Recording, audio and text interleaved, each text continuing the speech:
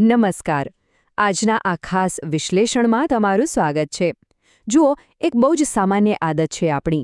આપણે દિવસ-રાત સખત મહેનત કરીએ છીએ, પૈસા કમાઈએ છીએ અને પછી એને એકદમ સુરક્ષિત માનીને બેંકના એકાઉન્ટમાં જમા કરી દઈએ છીએ. આપણને એમ હોય છે કે હાશ, હવે મારા પૈસા એકદમ સેફ છે અને બેંકમાં પડ્યા પડ્યા ધીમે ધીમે વધી રહ્યા છે.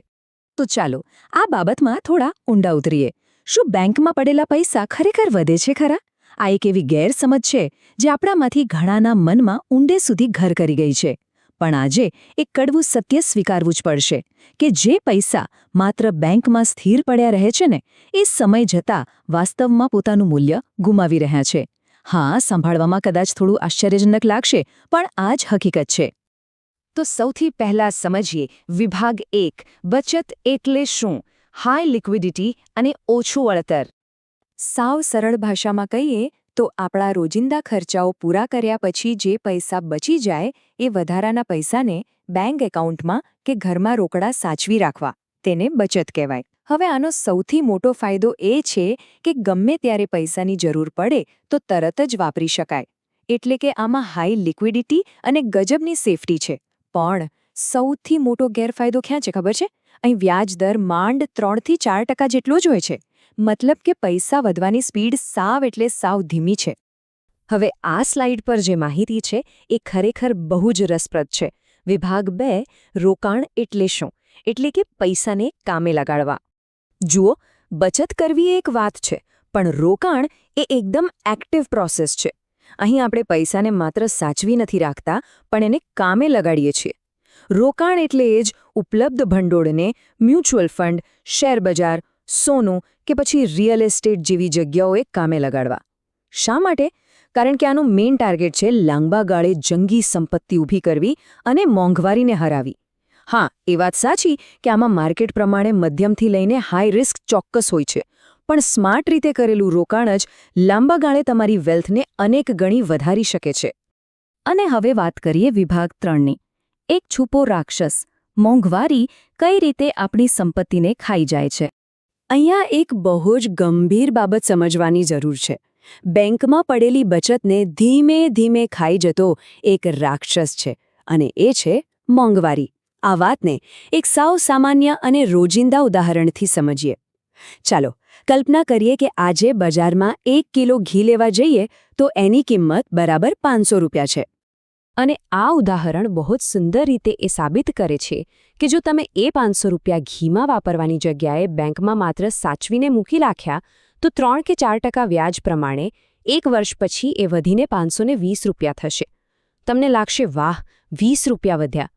પણ બીજી બાજુ માર્કેટમાં મોંઘવારી 7%ના દરે વધી રહી છે.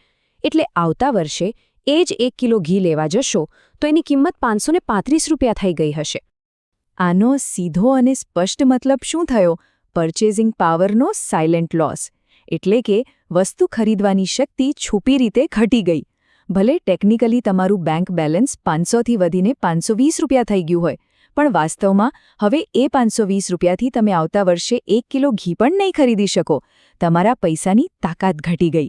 બસ આ જ કારણસર મોંઘવારી સામે લડવા માટે રોકાણ કરવું એકદમ ફરજિયાત બની જાય છે. તો ચાલો હવે આ બંને કોન્સેપ્ટને સામાસામે મૂકીએ. વિભાગ 4, બચત વિરુદ્ધ રોકાણ, બંનેની સીધી સરખામણી.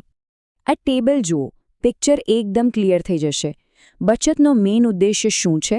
શોર્ટ ટર્મ એટલે કે ટૂંકા ગાળાની જરૂરિયાતો પૂરી કરવી. આમાં રિસ્ક ના બરાબર છે, પણ વળતર ખાલી 3 થી 4% જ છે, જેમ કે તમારું બેંક એકાઉન્ટ કે ફિક્સ ડિપોઝિટ. એની સામે રોકાણનો ટાર્ગેટ છે લાંબા ગાળાની મોટી સંપત્તિ ઊભી કરવી. આમાં માર્કેટ બેઝડ રિસ્ક જરૂર છે, પણ રિટર્નનો અંદાજ 10 થી 15% જેટલો ઊંચો રહી શકે છે, જેના ઉત્તમ ઉદાહરણોમાં એસઆઈપી, શેરબજાર કે પછી સોનામાં કરેલા રોકાણનો સમાવેશ થાય છે. હવે આટલું સમજ્યા પછી મનમાં સવાલ થાય કે આનો ઉપાય શું? એનો જવાબ છે વિભાગ 5, ધી ગોલ્ડન રૂલ, સલામતી અને વૃદ્ધિનું સંતુલન. તો આખી વાતનો સૌથી અગત્યનો અને નિર્ણાયક મુદ્દો એ છે કે કોઈ પણ અણધારી ઇમરજન્સી માટે તમારા 6 મહિનાના ખર્ચ જેટલી રકમ બેંકમાં સેવિંગ્સ તરીકે સુરક્ષિત રાખો. અને ત્યારબાદ જે કંઈ પણ વધારાના પૈસા બચે છે ને, એનું એકદમ પ્રોપર પ્લાનિંગ કરીને પૂરી તાકાતથી રોકાણ કરો. બેલેન્સ જાળવવાનો અને આર્થિક સ્વતંત્રતા મેળવવાનો આ જ બેસ્ટ રસ્તો છે. તો છેલ્લે એક વિચારવા જેવો પ્રશ્ન. બચત તો આપણે કરી લીધી, પણ રોકાણની રોમાંચક સફર ક્યારે શરૂ થશે? આ એક એવો પ્રશ્ન છે જેની સાથે હું તમને આજે છોડી રહ્યો છું. જો તમારે આ જર્ની શરૂ કરવી હોય અને જાણવું હોય કે રોકાણની શરૂઆત બરાબર ક્યાંથી અને કેવી રીતે કરવી, તો નીચે કોમેન્ટમાં ચોક્કસ જણાવજો, જેથી આવનારા વિશ્લેષણમાં આપણે એના પર પણ ડિટેલમાં વાત કરી શકીએ. ત્યાં સુધી નવું શીખતા રહો અને આર્થિક રીતે આગળ વધતા રહો.